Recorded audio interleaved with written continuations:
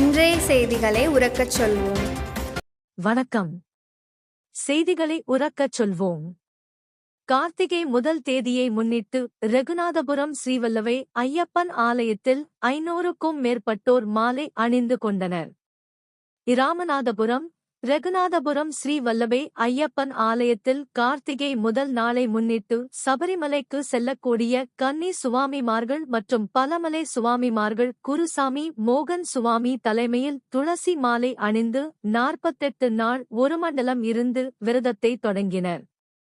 இவ்வாலயத்தில் கேரள மாநிலம் ஸ்ரீ சபரிமலை ஐயப்பன் ஆலயத்தில் நடக்கக்கூடிய பூஜைகள் அனுஷ்காரங்கள் போன்றே இவ்வாலயத்திலும் பூஜைகள் நடைபெறும் என்பது குறிப்பிடத்தக்கது. சபரிமலைக்கு செல்லக்கூடிய ஒவ்வொரு சுவாமிமார்களும் இன்று கார்த்திகை முதல் நாள் கடற்கரையில் புனித நீராடி தங்களது விரதத்தை தொடங்கி ஸ்ரீ வல்லபை ஐயப்பன் ஆலயத்தில் குருசாமி மோகன் சுவாமி தலைமையில் துளசி மாலை அணிந்து 48 நாள் விரதம் இருந்து தங்களது சபரிமலை யாத்திரையை இன்று தொடங்கினர்.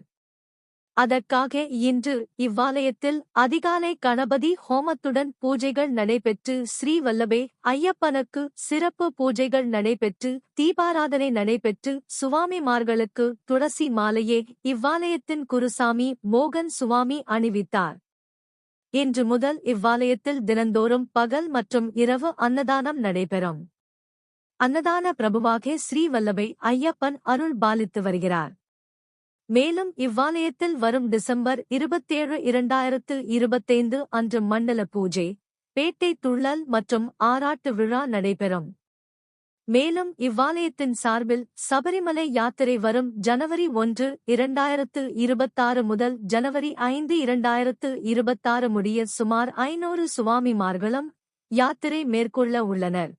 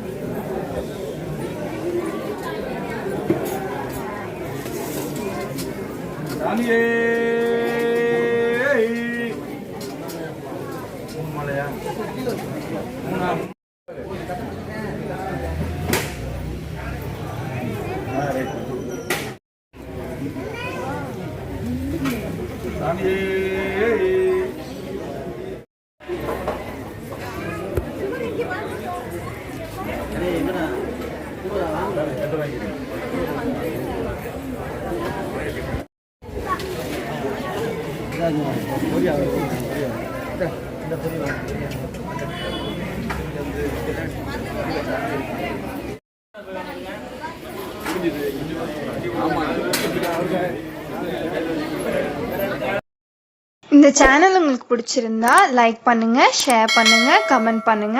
மறக்காம இந்த சேனலுக்கு சப்ஸ்கிரைப் பண்ணுங்க.